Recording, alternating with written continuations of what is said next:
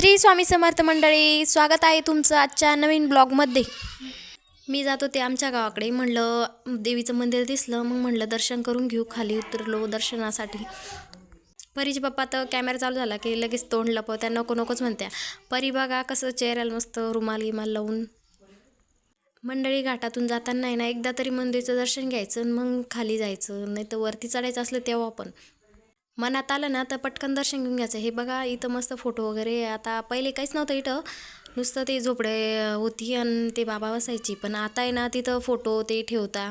हे बघा हे निसर्ग आहे ना पावसाळ्यामध्ये इतका छान दिसतो ना, इथं एकदा तरी या तुम्ही। मग त्याच्यानंतर म्हणलं आपण आता दर्शन घेऊन घेऊ। हे बघा आयुष कसं छान खेळतोय, आयुषला तर मजा वाटते इथं।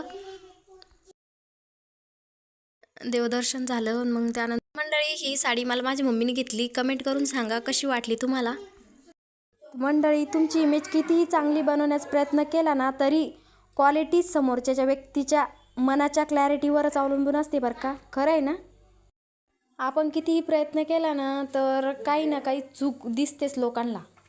तर मंडळी चला आता जायचंय घरी आणि भेटूया आता पुढच्या व्हिडिओमध्ये। हे बघा